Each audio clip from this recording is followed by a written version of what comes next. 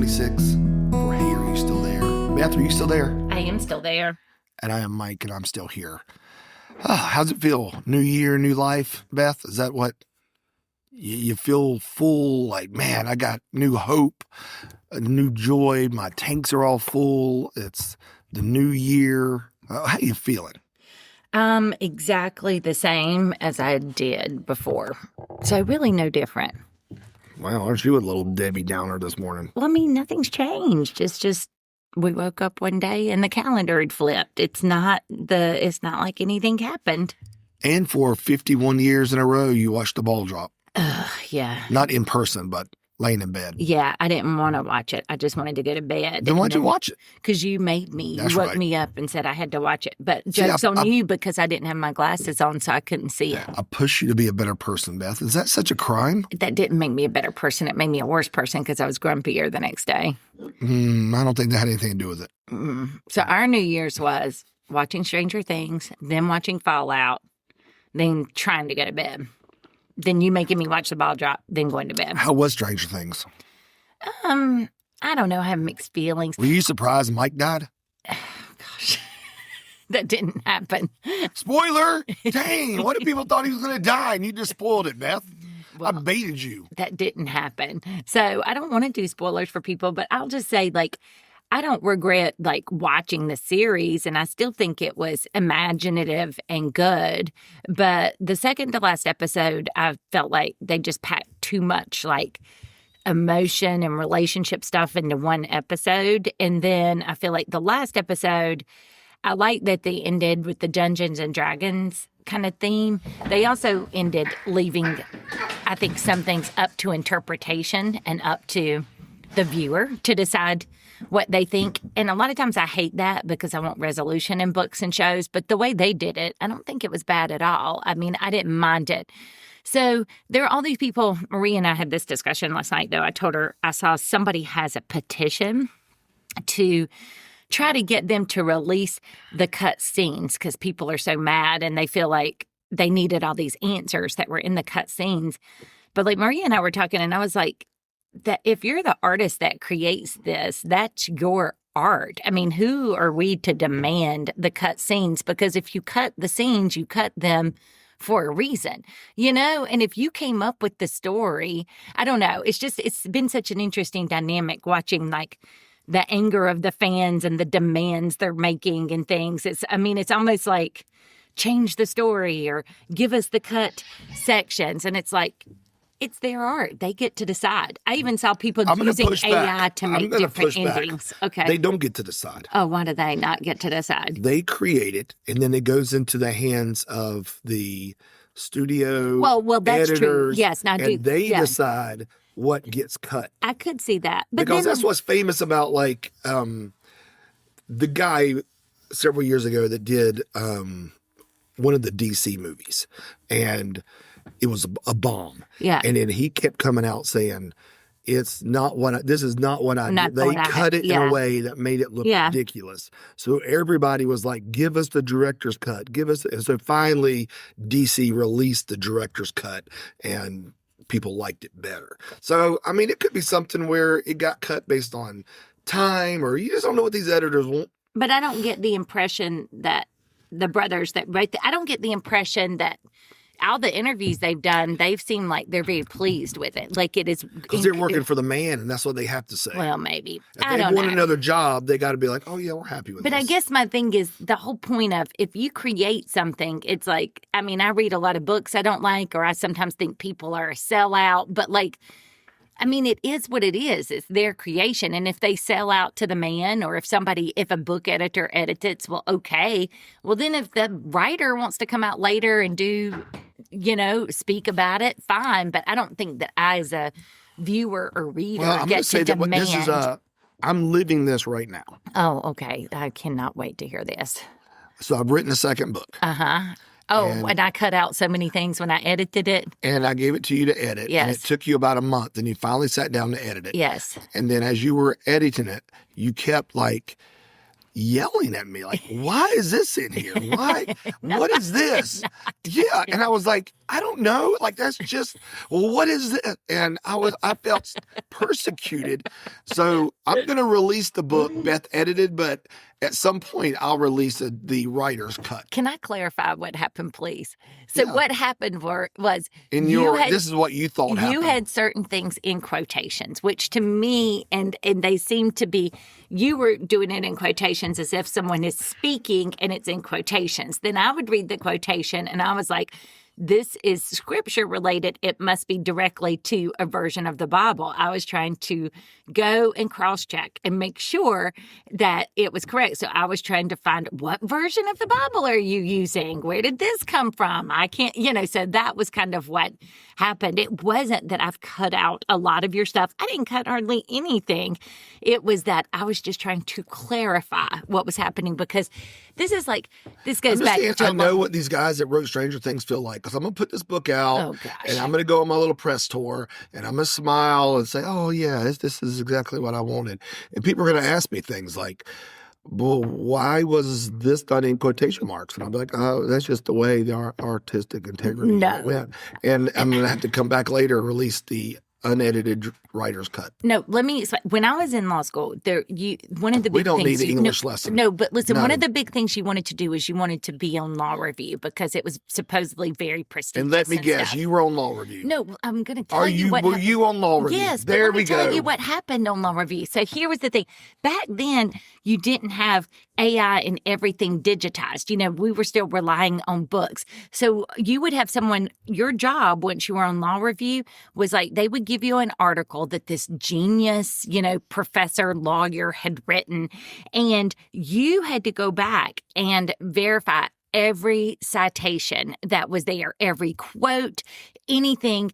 So what generally happens in legal writing, not so much maybe in other writing, but like you'll have a sentence, you put the case that you've cited to. You'll have another sentence, you will put the regulation or statute that it relates to.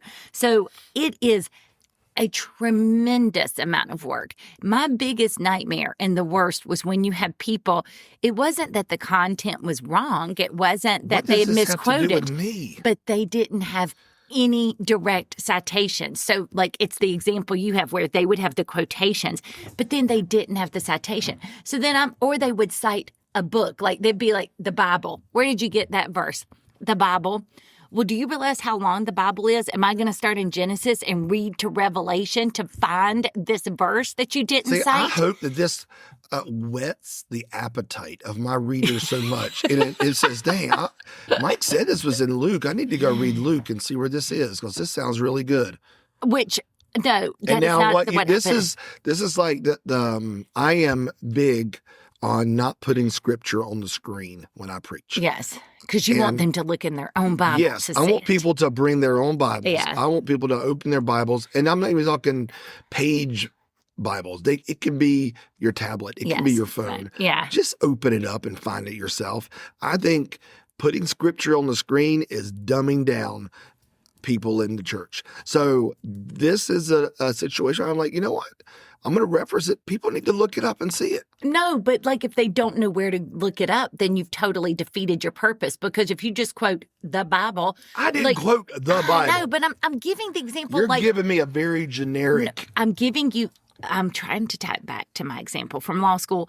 Anyway, now life is different because you can actually take a whole sentence and put it in Google and they will find the citation. So my job would have been a lot easier on Law Review, and that did make parts of editing yours easier. I'm just saying I am trained if I'm editing, if something's in quotes, I am going to look for the exact quotation and citation. So like if you have added the somewhere in there to clarify something and it's not in the original quote, I'm going to put that in brackets or something to signify that that wasn't in the original quote. So that was why. You take the very first word of the entire book, put it in a first bracket, and put the very last word of the book in the last bracket. And then people know, okay, he just added some stuff. No. But this is good, Beth. I'm glad you brought this up because you didn't know what we were going to talk about today. And I have 2 topics to talk about. Oh, boy. And the first one, this is this is crazy. You had no idea I was leading into this. I don't even know what you're going with now, but okay. Because you're talking about the old days of law review, yes. Right? So the year is now what? 2026. I had to think a minute, but yeah. Okay. So let's go back 30 years. Yes. 1996. Oh, yeah. Uh-huh. Oh, yeah. 1996. This time, January of 96, you would have been finishing or starting your last semester of your junior year of college. Year, yeah. Mm-hmm. I was finishing up some stuff before I think I actually started applying for some internships at churches and stuff. At that point, I may have still been planning on being an astronaut or something. I don't even know if I knew what I was doing by then. Yeah. So yeah. 30 years ago. Yeah. Mm-hmm. You were just talking about what life was like when you were in law school, which wasn't quite 30 years ago, but it's close, 28, 29 years ago when you started law school. But anyway, this week I got to thinking, what if we go back to 1996 and now go to 2026, 30 years, what are some of the biggest changes that we never would have saw coming in the last 30 years? And so, and I know that you go a million different places with this. So let me clarify what I mean. I'm not talking about innovation. Oh, okay. Obviously, nobody could have predicted the boom of the internet and that kind of stuff. Things like that. There's innovation that just happens. But it got me thinking in 1996, if you really want to make yourself feel old, Beth, 30 years prior to that was 1966. And I remember if you asked me in 96 what 66 was like, I would have felt like it was the Stone Age. Yeah. Really. And it felt so old and far back. Yeah. And now, what's Jacob? He's starting his last semester of his senior year in college. Yeah. If you were to ask him, what do you think life was like in 1996? Would he have thought like we would have thought about 1966?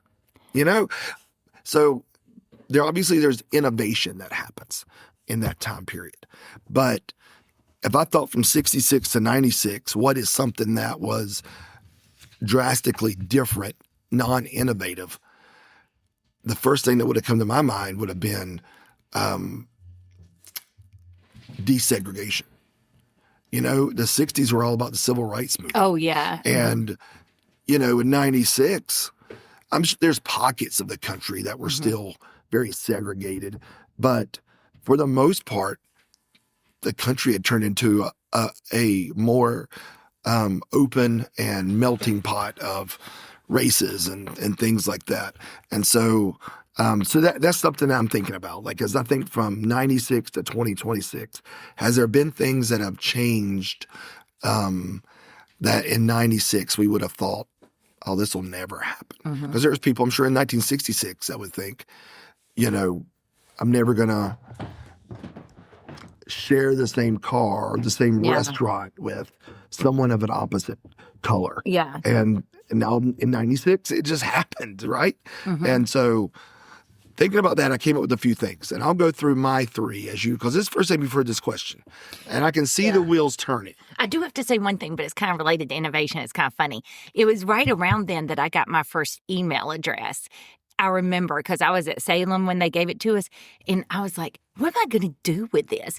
And we went on a spring break trip and met some people in Charleston, and I was like, oh, you have an email address? I have an email address. And I just remember thinking, who's ever going to use this? I don't understand what the purpose will be of this. And I know that's still innovation, but still it's funny now, like thinking about how email consumes your life and other forms of technology. But then I was like, what's anybody ever going to do with this?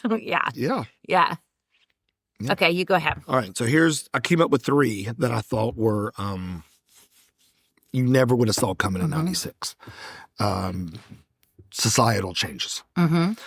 First one I wrote down was the legalization of gambling.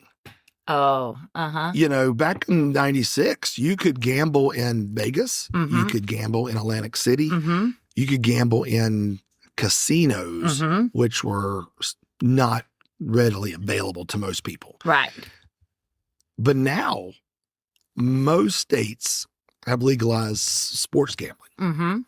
So you've got FanDuel, DraftKings, Bet365, whatever. There's so many gambling sites.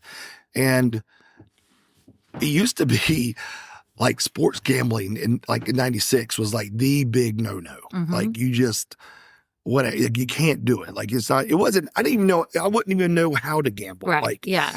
And now you've got like NFL sponsored by DraftKings. Yeah. Major League Baseball sponsored by FanDuel. Right. You have the sport leagues being sponsored and advertising. Taking money for sports gambling sites. And it got me, I was thinking about that because I was thinking about Jacob. You know, I mean, it's a big thing. Like, now he don't spend a lot of money gambling, but we're in a state where sports books are legal for online sports books. And so him and I'll talk, and James like, yeah, I put down $5 on this game, or I put down $2 on this game. You know, like that kind of stuff. When I was his age, because I would have been, you know, in 1996, I would have been 22. I was his age. Like, that would have been so foreign to me. Yeah. Like, there's no, like, and not just, and again, I'm not talking about the innovation of being able to go to your computer or phone. And but more just like that people would even say, kind of like if you went back during Prohibition and people saw how alcohol's like served everywhere now, they would be shocked. Yeah. Like then gambling was like this very It was so taboo. It was like something you just didn't do. And if you knew people who were like, I'm going to Vegas to gamble, you were just kind of like, yeah, you didn't. Like, I don't even know what I mean. Yeah. It's like, what's wrong with you, dude, degenerate? And I even talk about Vegas. For the longest time, Vegas never had a professional sports team because all the 4 major sports were like, we're not putting a team in Vegas because it's going to get corrupted, you know, with gambling. Well, now you've got an NHL team in Vegas. You've got an NFL team in Vegas. You have the NBA plays their summer league in Vegas. Baseball is talking about expansion, and Vegas is one of the places they're talking about expanding. Like, now it's so normalized that. Well, and not just sports betting, like just gambling in general. Because do you remember, this is a little after 96 because we were married, but when we went that time to Cherokee, I don't know if we were doing a vacation or what we were doing, but they had opened that casino. And we're like, we're going to go in, and we had no money. So it was like, we each get 4 quarters. It was something ridiculously small. But I remember all I could envision of gambling was the true Vegas style, like I'd seen on the movies. I've never been to Vegas. I know as much as I travel, people would be like, can't believe you haven't been to Vegas, but never been to Vegas. So I envisioned that you'd have the man in that tuxedo or whatever quickly dealing and shuffling the cards. And we walked in and it was like all electronic or something. I was like, what is happening? This isn't what I thought it was, you know? Or like now if you go on a ship or whatever, all those like things where the people are pulling the lever and they're all electronic. But I mean, but you're right. It's like, it's everywhere now. But then that was something that like, I mean, literally when I walked in that time in Cherokee, it was like, where this just seems so foreign and different. And, I know. I mean, I'm probably in the back of my head was like, I hope I don't see anybody I know. Yeah. I want people to know I'm coming into a casino. Yeah. Because it felt so they'll think dirty like and taboo. Sinner or something, you know, because gambling, I feel like even then, if you do think about that, even in religious circles, like that was something that would have been very frowned upon in casting the church. Lots. I mean, you know, growing up in the Independent Baptist Church, that's what it was related to. Is I remember our pastor preaching on gambling was like casting lots, and how the soldiers casted lots for Jesus's clothes, and so it's gambling's wrong. Yeah. A second thing I thought about along those same lines of legalization, or just the overwhelming acceptance, I guess is what I'm looking at. The word is marijuana. Yes, Again, back in 30 years ago in 96, where do you even get it?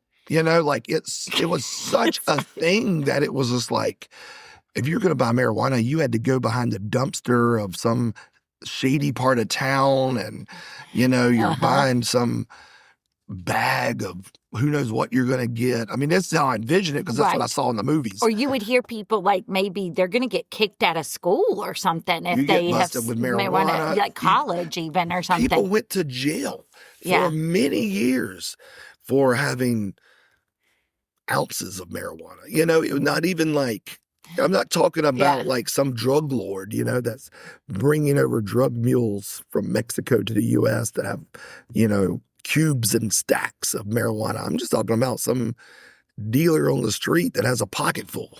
Well, drugs felt so crazy because I remember even once, just after I got out of law school, talking to people, like, I remember even joking to like a person that was a police officer and like, now, how does this work? Do you just go to this section of town, downtown, and you just roll down your window and you're like, hey, I'm here to buy some drugs? Like, to your point, like, because, like, if we talk to our kids now, they're like, oh, everybody just knows who sells it. I think a lot of it probably happens on Instagram or I don't know, you know, like digital. I don't know. I'm not in the drug scene. But it seems like it's just a very, like, simple thing. Anybody could get it very easily. And this is where the legalization comes in.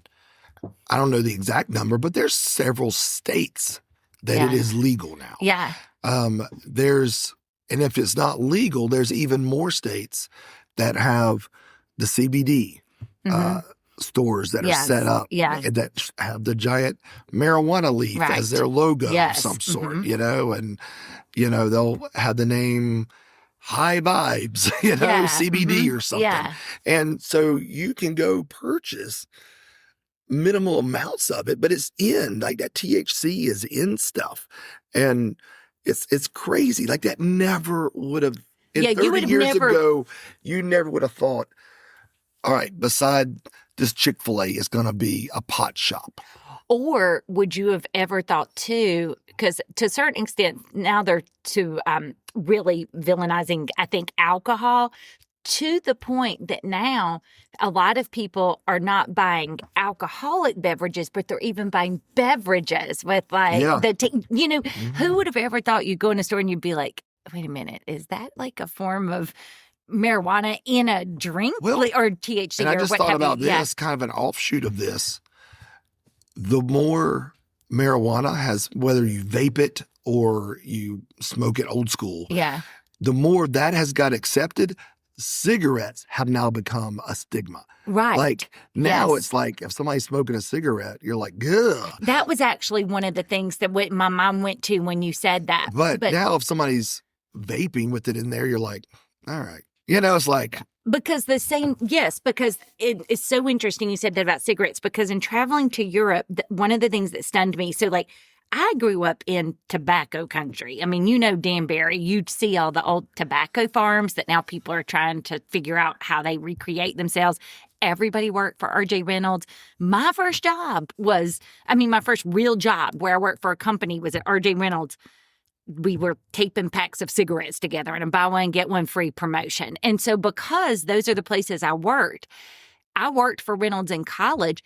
Everybody smoked. Like, they smoked in their offices. You would go to a conference room and there'd be little ashtrays on the back of the conference room seats, you know, and, like, I remember even going to the courthouse in Danbury, like, years later, and it still had that, like, scent of leftover smoke. Because we still, too, had smoking areas that were inside, not outside. Oh, restaurants were smoking or non-smoking. Yes, it was like, but what's stunning now is smoking is so taboo here. Now, lots of people vape, so I'm not saying, but when I went to Europe, I was stunned. I'm like, it's kind of like that time I remember I told you I pulled up to the public library and I saw people lined up to get in. And I was like, I am so thrilled so many people want to read that they're lined up. And you're like, Beth, they're not lined up to get books.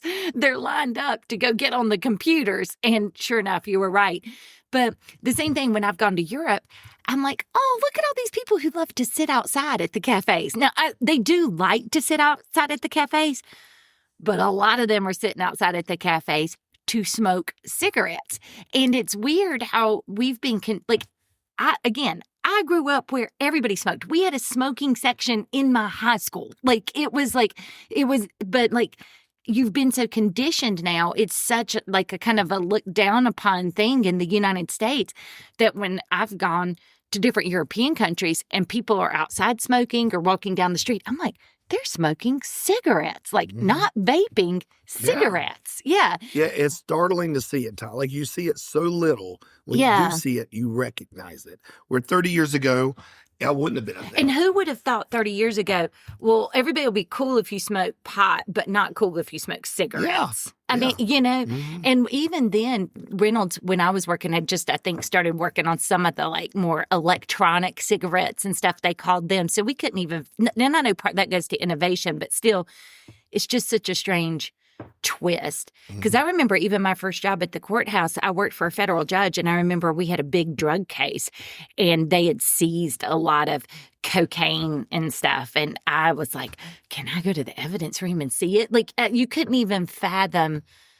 drugs like that. Marijuana seemed like so taboo. Like, if you progressed to the next level of drugs, you couldn't even fathom that back then. A police officer walked down the street, and they'll smell it, see it, and they ain't got time to deal with it. They just move on. Even a few years ago when it was Maria and Josh, maybe it was Maria, we were in New York, we were walking down the street, and I smell pot, and these cops go up to these guys, and I hear one of the guys say, hey, dude, you know all I do is smoke and sell marijuana, or so, and I don't think it wasn't technically legal there, but to your point, that's like their defense. It's like, oh, it's just marijuana, but like you said, and people would go to jail for it. It's kind of hard to comprehend. Well, the last one that I think would be different from 1996 to here, and it has, again, it's nothing with legalization. This one is preference, and something that has been elevated in the last 30 years that was not elevated in the 90s or before. Dog love. Oh, taking your dogs everywhere, taking pictures of them, like professional pictures. I was talking to Josh about it. I said, when I was growing up, I don't think I knew one single person that had an inside dog. And all dogs were outside. That's true. Everybody's dog was outside. Yeah. Nobody stayed in. No dog came inside your house. And Everything most of the was time, outside. you didn't even have a fence. No. Like, because out in the country, we would just drive by a ditch and there'd be a litter of puppies, and you'd be like, oh, I'm taking some of these puppies home. And then they would, and I don't think there were a lot of indoor house cats either, because I would try to get the feral cats maybe tame. a more we even had an indoor cat, but definitely not dogs. Not dogs, but now you got dogs on planes, like sitting in the seat. Like, I mean, you know what I mean? Like, well, and if you go to adopt a dog from a rescue agency at the pound, even they will ask you if you're going to keep that dog inside. Yeah, because they won't. They would rather not home the dog than have the dog be an outdoor dog. It's harder to adopt a dog now than it is a kid. It seems they call references. Yes. They do all, and it used to be you just went to the pound. I want that one, and they're like, "Here, take it." Yes. They were just glad somebody would take this dog. Right. But we have elevated dogs to the point that we're dressing them up. They have professional photo shoots. They have professional photos. They have their own Facebook or Instagram pages. They have special food that's like refrigerated or cooked for them or what have you. Yeah, I mean, I know a lady who home cooks her meals and then freezes them and then unfreezes them, and I'm talking about like deer meat. Yeah, not like steak. Yeah, I mean, she's not Vienna sausages or something. She basically fixes up like a beef stew, essentially, of gourmet, and then freezes it and then defrosts So her dog is eating better than many children because they're eating like the frozen nuggets and stuff. Yeah. But you're right about that, because even our last dog that we adopted, because we adopted from a rescue agency when we adopted Cam, and they called our references. And I remember our reference told us, they asked about, like, did we have the financial means to care for the dog? Did we have, I mean, it was a lot of questions that they asked. Yeah. And they asked us about if the dog would be inside and just so many things. But 30 years ago, that wasn't like. Yeah. And now, we go to these foreign countries on mission trips. Yeah. And I think about, Jamaica. Yeah.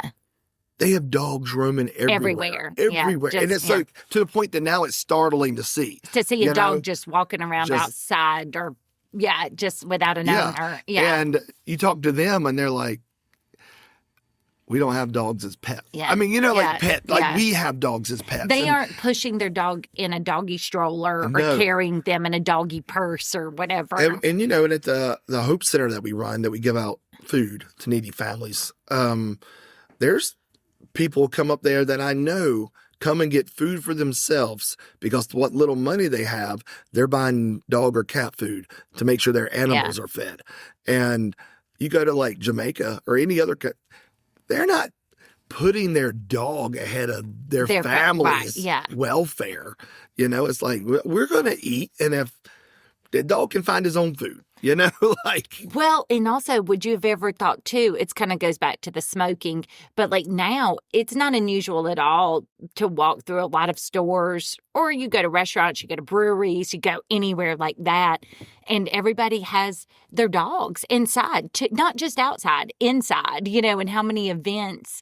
Again, I mean, I love my dogs, but I'm just saying, but that was such a foreign thing. Like, if you'd have told me, like, in the 90s, like, okay, we're going on vacation and we have to take our dog, and our dog's going to stay in the hotel with us, like in nice hotels, like the Kimpton. That's one of the things, that's one of the bougie hotels we like, is like you can take your dog. Yeah, it's crazy to think hotels have banned smoking.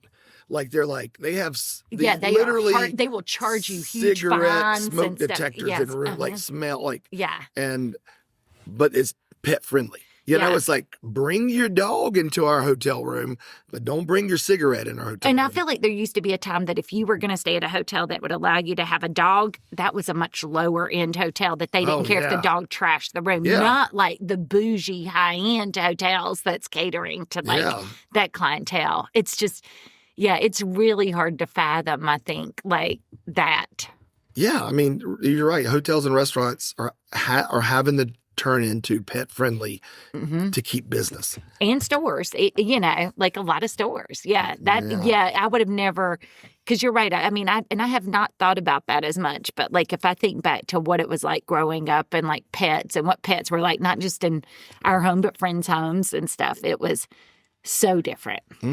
It's so different. Yeah. So anyway, I just got to thinking, I was like, it's 2026. What are just a few things that, if you'd have told me as a 22-year-old in 96, 30 years ago, this is the way the world would view certain things. Again, not innovation. Innovation happens. Nobody can predict that. But it's like, but this stuff, like, these are cultural changes. Big shifts. Like shifts in your viewpoint of things. So, well, one thing I have to go back to on even the marijuana that's so interesting is like, I was thinking about it in the job context. So there are certain states where it's legalized, but there are certain states where it's not. And one of the courses at my employment law class, one of the discussion forums I have is we talk about, they tell me in their industry where they work, do they believe marijuana should be on the drug testing panel? Should that, prevent someone from getting a job? Back in the day when people were going to jail for marijuana, if you would have told me that I would be having my law students debate this. And it's so fascinating because even like 5 years ago, I think it was in 2020, I taught this class the first time. I remember I had a student and he owned a lot of McDonald's franchises in California. And I remember he wrote, if I didn't hire people that used marijuana in some way or another, I wouldn't have any employees, And it was like, and to me, even then, even 5 years ago, that was a little bit stunning. Like, oh, wow, I guess I didn't realize that, because I work in healthcare that's so regulated. Of course, we're going to have some different standards around substance use, but it's such that now, not only being legalized, but like, to think about that's something you would debate as an employer. I just wouldn't have comprehended that in the 90s. Yeah. There's no way. Yeah. You know what all three have in common? What? You do them. Oh, come on. I do not. I don't. You gamble, yeah. I don't gamble. I don't do marijuana. And what do I not do? I don't keep my dog outside. Well, keep my dog inside. Inside? Oh, yes. I do do the dog. Like the dog thing. Yeah, I definitely do the dog thing.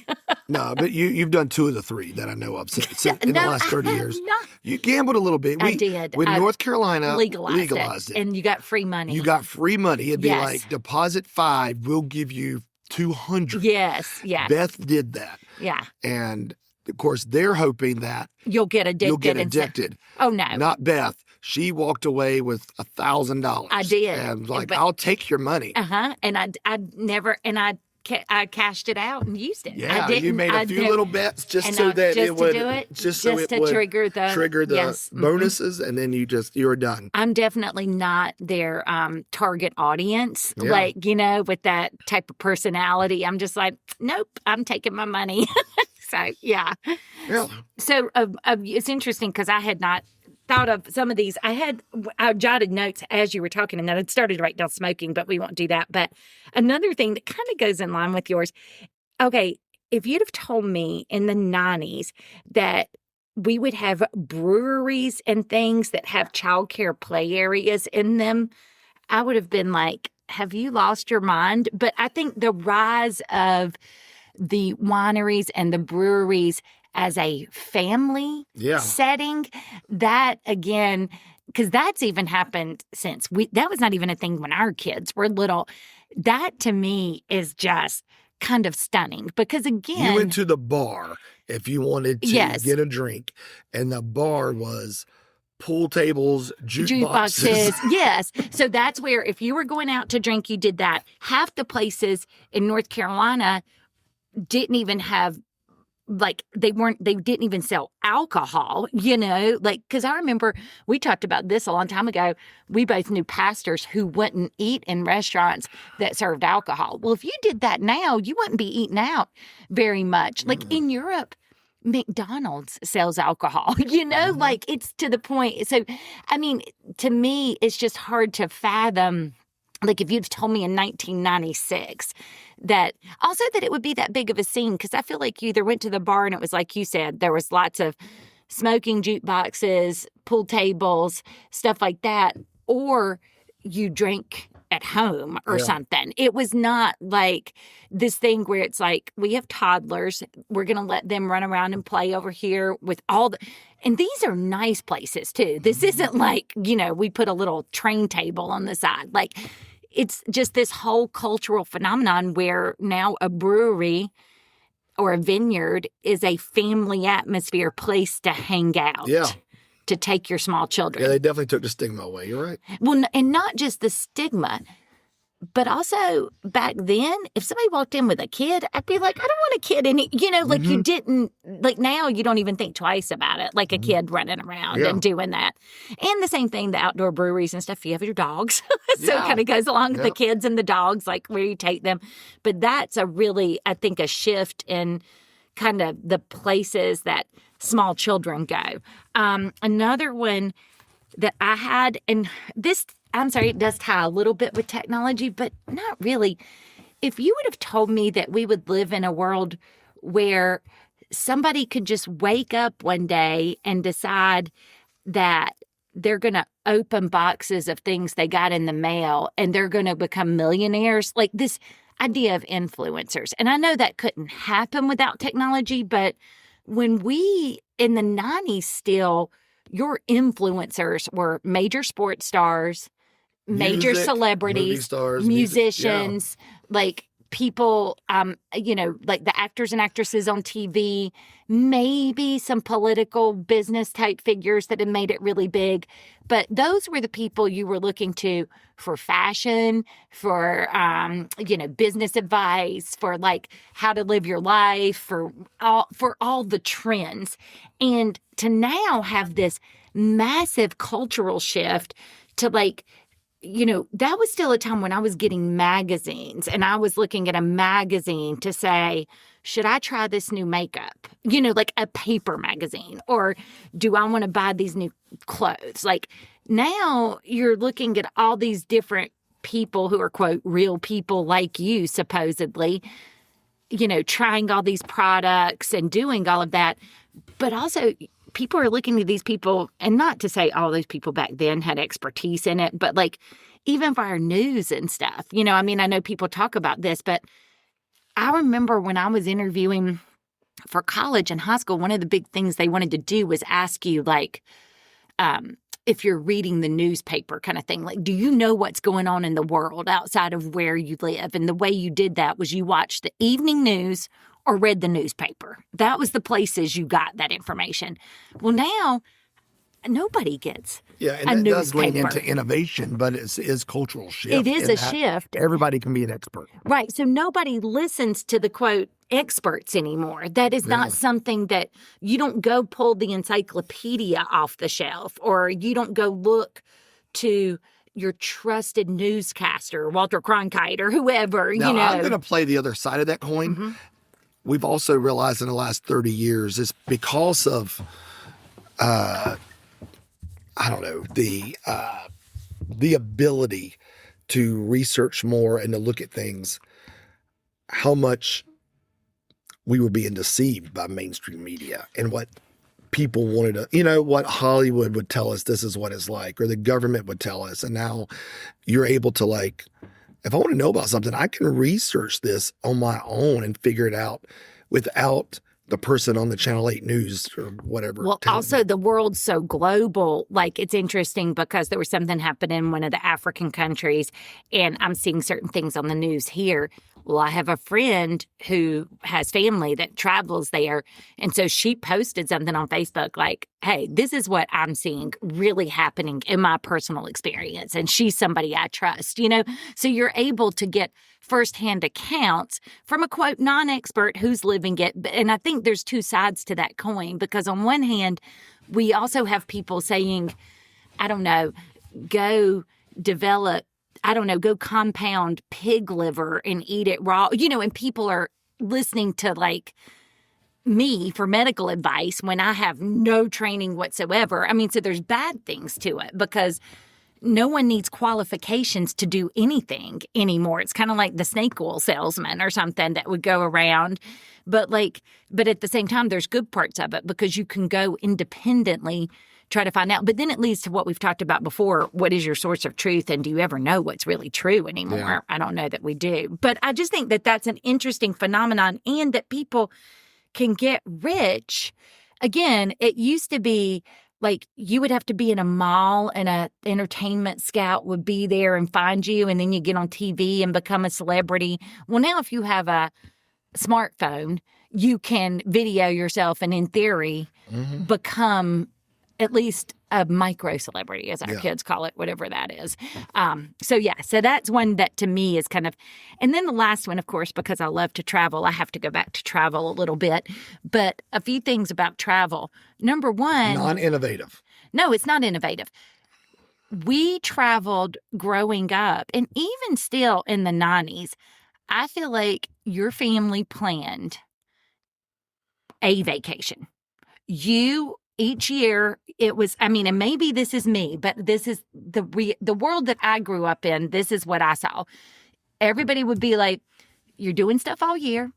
And then in the summer, there would be 1 week that your family, and usually it was the same week. My family, it was always like the third week of June. You go generally to the beach in North Carolina, one of the North Carolina coast. Sometimes you'd mix it up and go to the mountains.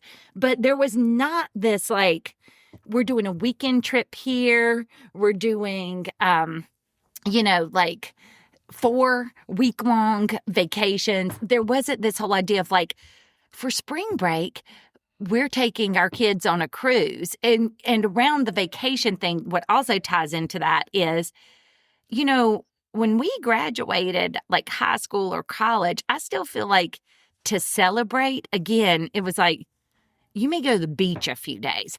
Like, now people are like, my kid graduated elementary school, or preschool. So we're taking a celebratory cruise. Yes, we're going on a cruise to celebrate. Or my kid, just graduated high school, so we're doing a 4-week European family tour, and by the time they graduate college, where it's just travel has become this, like, thing that people do a lot.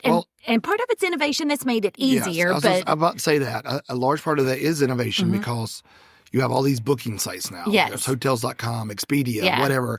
And all of a sudden you can research every hotel, every restaurant, and you can, map it out a little easier. Where I grew up the same way. We went to Myrtle Beach every summer. Yeah. And the same week every summer. Yeah. And most of the time we stayed at the same hotel because it was like... Because you knew it was clean and you knew what you were going to get. And you didn't know how to discover anything else. And so it was just like, well, we know this, so this is where we're going. Right. And that's where we went. And I think growing up, we went to California one time when my grandmother was still alive to visit her. She lived in Sacramento. And then at some point, I think I was already 18, we took our first trip to Disney. And so, it was like, that's the only 2 real trips I remember. Outside of your Myrtle family beach trip. That was it. Yeah. You and Maria, today we're recording this, it's January 3rd. Y'all have already taken more trips in 2026. Probably.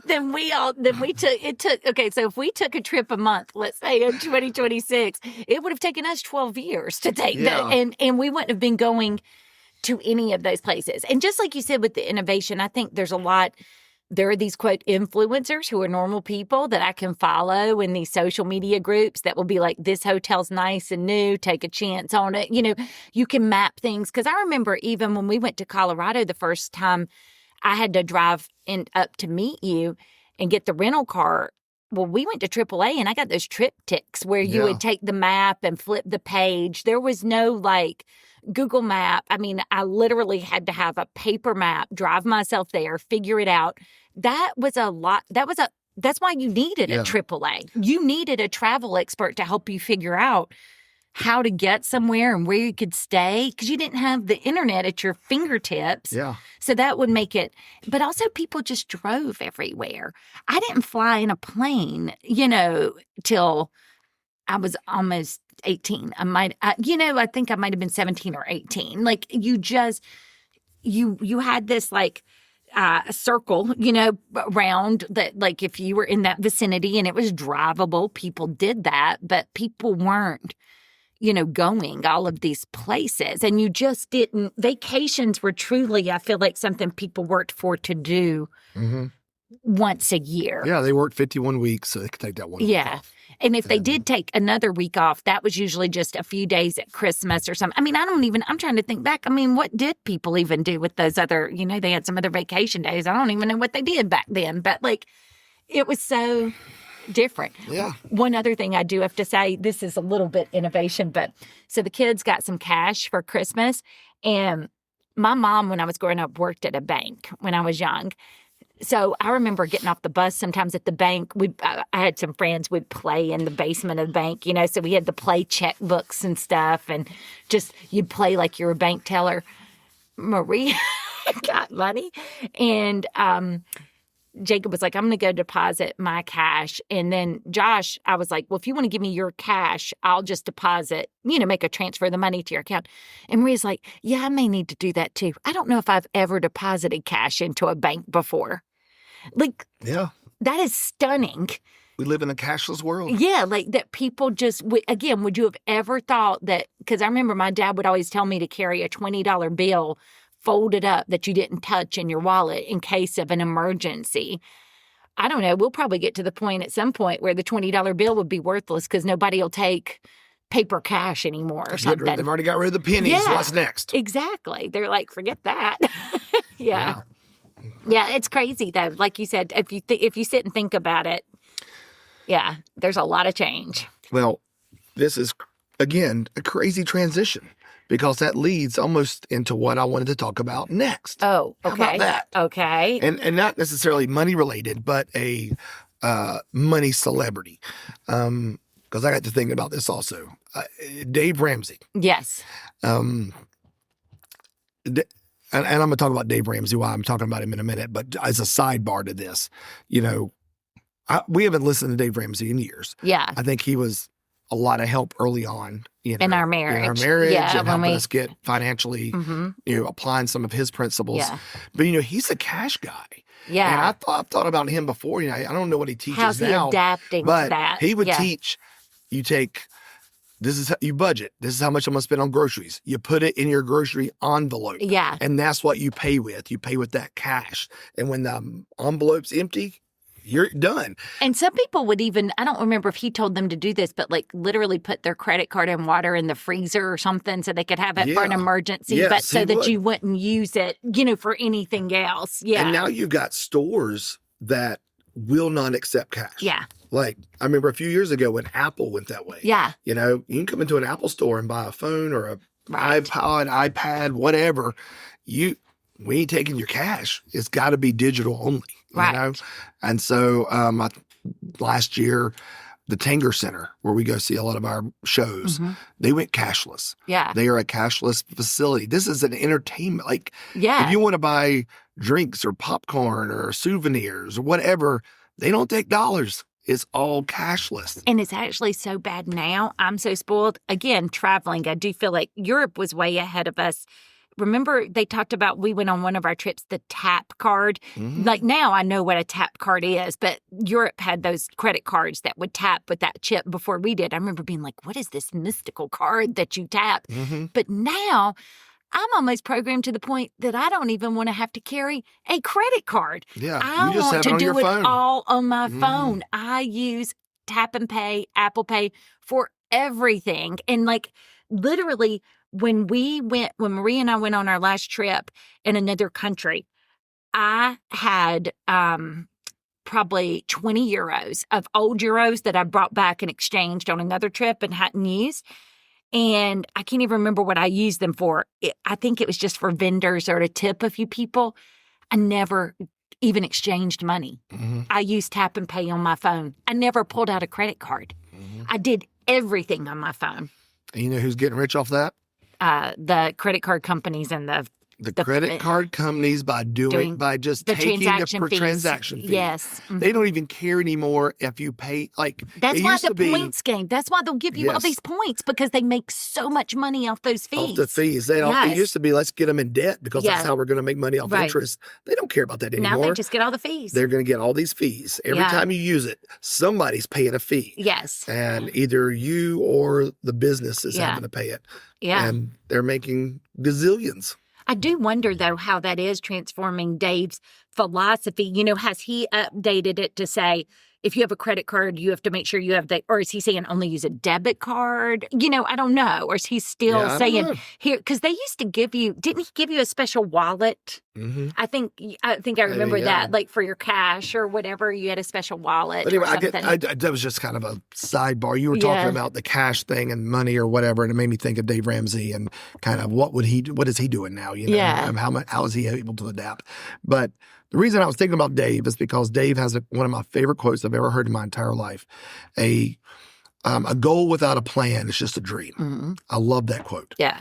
A goal without a plan is just a dream. And I know you hate New Year's resolutions, and so I'm not going to make you do New Year's resolutions. But I think that's the problem with New Year's resolutions. People have their dreams. They have goals and no plan. Right. So they will come into January 1st. I'm going to lose weight. Well, that is so generic. Yeah. Well, how are you going to lose weight? Right.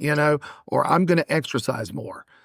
Okay, well, what are you doing to do it? It's not enough just to go join the gym. Like, you've got to have, this is my plan. This is my workout plan. Well, I also don't know if people do what I do, but in their defense, they'll have this dream, but their plan is so unrealistic. Yeah. Because I will go into it with like, I'm going to work out 7 days a week, 1 hour a day. That'll be my plan. That is completely unrealistic. Yeah. Not just because I'm a 51-year-old woman and my body can't do that anymore, but also life's going to happen, So like and the same thing with food. I've failed a lot of times, I feel like, on the getting healthier thing, because I'll go in and I'll be like, I'm going to lose 30 pounds or so. It's something so rigid, and it's like, but it's something I can't live with. And I think the habit formation of that I know we alluded to it a little bit, but one of the things I'm doing at work to try to get healthier, because just as your body's changing and you age, there's all sorts of things. But that's one of the things I've talked about is like around food. I would come in and be like, okay, like I remember years ago, like doing South Beach or Atkins. Well, it'd be like that first 2 weeks, you had to totally reform everything. Not only could you never eat out or never purchase anything, but you had to go buy a complete new grocery list, prep who's going to do that and have that be sustainable? So now my goal is to eat some protein every time I eat. Mm-hmm. That is manageable.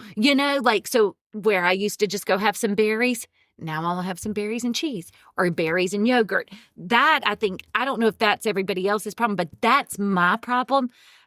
The dreams that I have are so big, to your point, that then when I try to plan it, what I plan is so unrealistic. Well, I mean, it goes in to keep beating the Dave Ramsey drum. I mean, that's why he does the debt snowball. Right. Start with the smallest, which is counterintuitive for most people. Then move to the next. Because if you go in like, I'm going to get out of debt.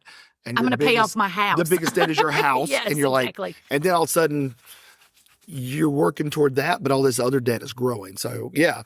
Or you look at your house and you're like, whatever, it's in the six figures, you've got to pay. No matter how far you get ahead, you're never seeing any progress on it. So I have 3 resolutions this year. Okay, let's hear it. And plans. I do have a few plans. I don't call them resolutions, but I have a few plans. Well, this is what, I have goals. Yeah. I have a plan to do it. Uh-huh.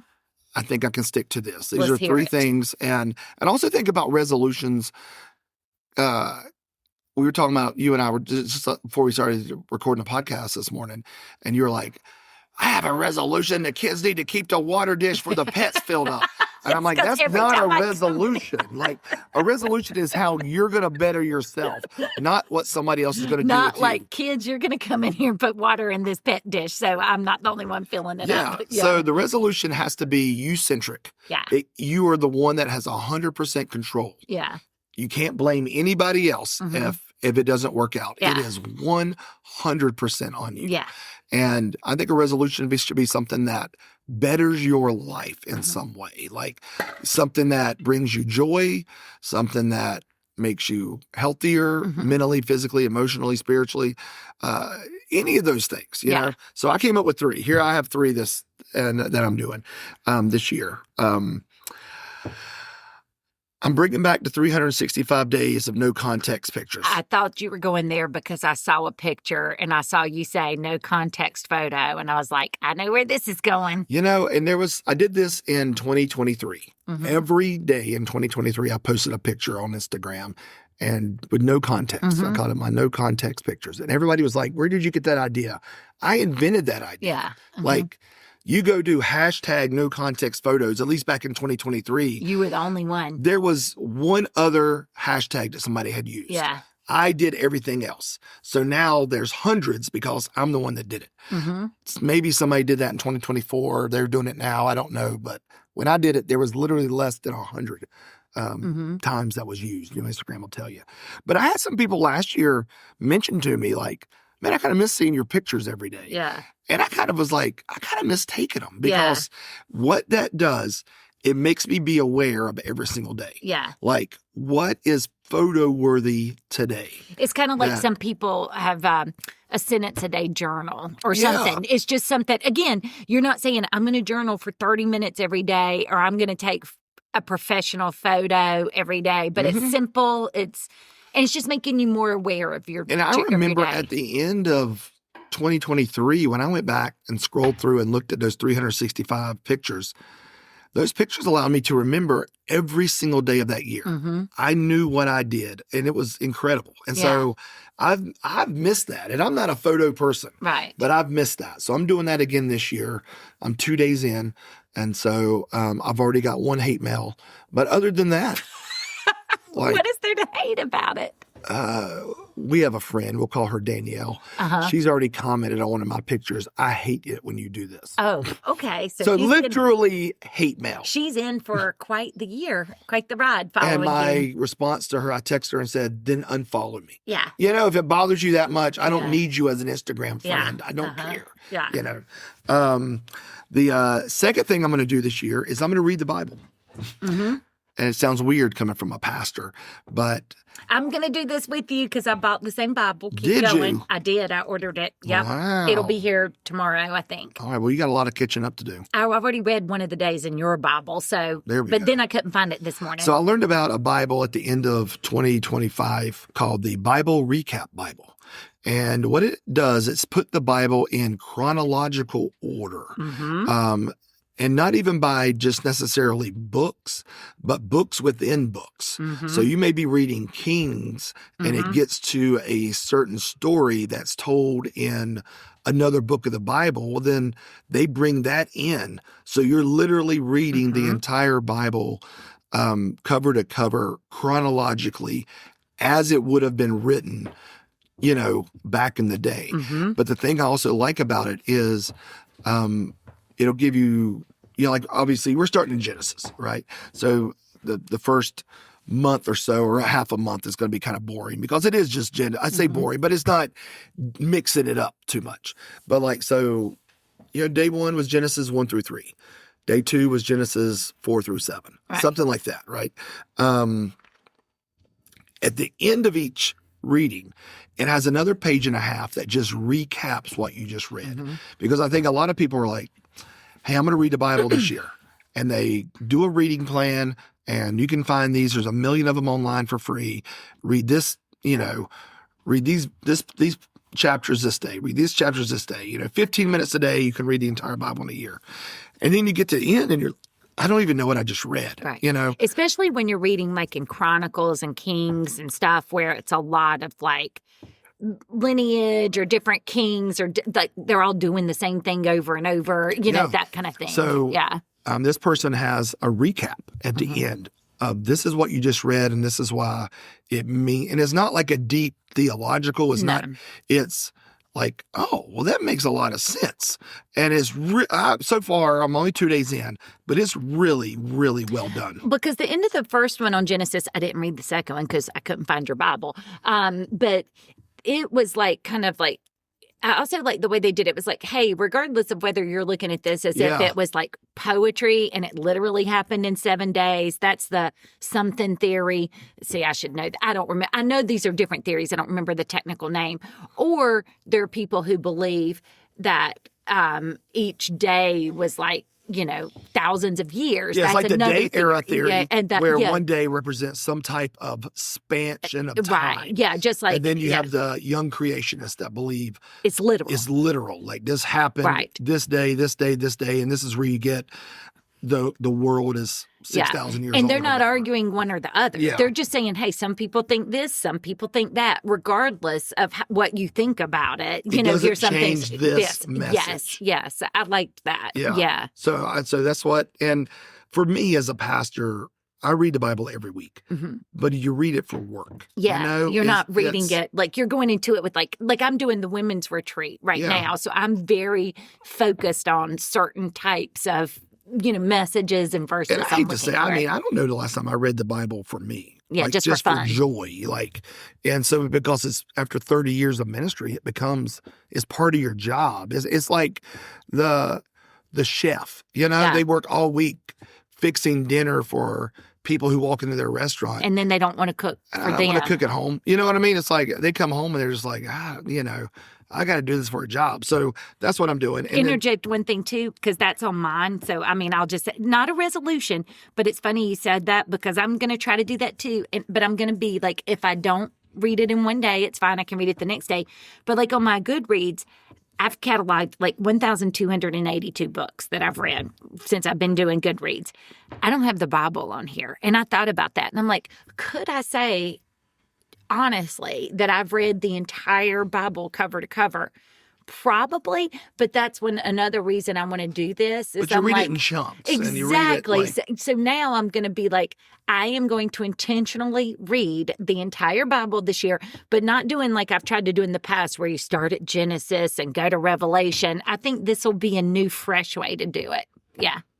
And my last resolution is limiting social media. That's a great one. So in the past, and I don't know why I've never thought about doing this, but in the past, which is ironic since you're doing a picture a day on Instagram. But anyway, keep going. Well, I'm going to get to why this is okay. Mm-hmm. In the past, I would, delete the apps off my phone. Right. And so that way, if I was going to get on Facebook, I'd have to get on the computer or I'd have to log in on my phone on Google or Safari or something, right? Mm-hmm.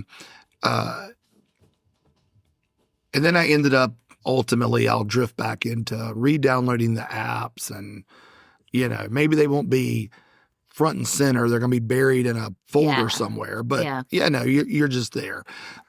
I got this idea because we have done this with our kids at times. We set screen limits. Mm-hmm. And so once their screen limit is up, then that's it. Mm-hmm. So I've gone in and set screen limits for myself. Ooh, I'm going to do that too now. I'm going to do a screen time for me. And I've done also like what I consider my main social media stuff. Mm-hmm. Like, because that's where if you look at the hours of time I've spent on my phone every week, it's predominantly social media driven. Right. So I went on Facebook, I marked it, I marked Instagram, I marked Reddit, I marked Threads, anything that would be time consuming like that. I set a daily limit and I'm going to see how that goes. And if it's, if I'm not hitting that limit, I may lower it, Right. Yeah. Because maybe it's too high. Maybe I've set the limit too high. But this way, when it gets locked out, it holds me accountable. I have to go in and physically put in the code. You're going to have to override it. it. And probably I figure by the time it ends, it'll be at nighttime. And that's probably a good sign for me to be like, go to bed. You've been on this too much today. Wind down. Just put it down. Yep. Read something else. And so those are the three things I'm doing. That's my New Year's resolutions. Again, these are three things that I can control. Nobody else does. I'm doing the 365 pictures just so that I can be in the moment every single day and try to find what is that? What is something that is like in the moment that I can snap a picture of? Again, Instagram holds me accountable for doing that. Reading the Bible, finding a way to read it that is fresh and new, that I've never read like this before, I think is going to be fun. And then limiting social media. Again, I'm not as bad as a lot of people, but I'm bad enough. I'm too bad that I think I mindlessly scroll. Right. And so I don't want to get into that. And so let me just set a limit. I mean, the screen time limits are on your phones for a reason. Yeah, it doesn't have to just be for your kids.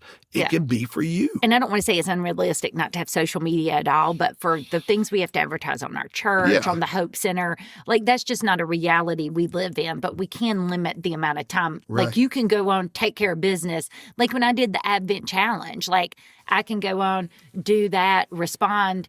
Even if I had an hour limit, that would be plenty of time to do all that. But then I wouldn't be mindlessly, like you said, scrolling. Yeah. And so, again, going back to Dave Ramsey, a goal without a plan is just a dream.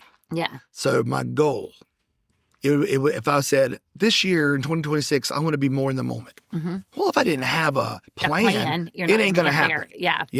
I'm going to read my Bible more this year. Well, if I don't have a plan, something's going to happen. It ain't going to happen. And then the same thing, I'm going to be on social media less. Right. Well, if I don't have guardrails and a plan, I'm just going to stay on social media. So that's what I'm hoping I can do this year and hopefully maybe inspire others that, make your resolution, but have a plan. Like a resolution without a plan is just a dream. Right. Just like, a goal without a plan is just a dream. So it's interesting. So the Bible, I'm going to do that. I didn't know you were doing this, but these are things I've been thinking about. Also, I just started this writing challenge. And so it's only like 6 days or whatever, but I'm trying to do it like literally as soon as I wake up. And it's like a lady who's doing it online. It's free. So I thought I would try it. But for me, I'm going to try to do something like you. I just said some sort of expression every day. So for me, it's about either 10 minutes of writing, snapping a picture and jotting something down, because that part of this writing too is like, it's about color. So I've gone back through pictures to think about colors, so just for me, it's going to be some form of like, just using that side of my brain. And I'm going to try to do it first thing in the morning, but I don't want to be too rigid because I don't want to get discouraged if I don't do it in the morning, but that's the plan.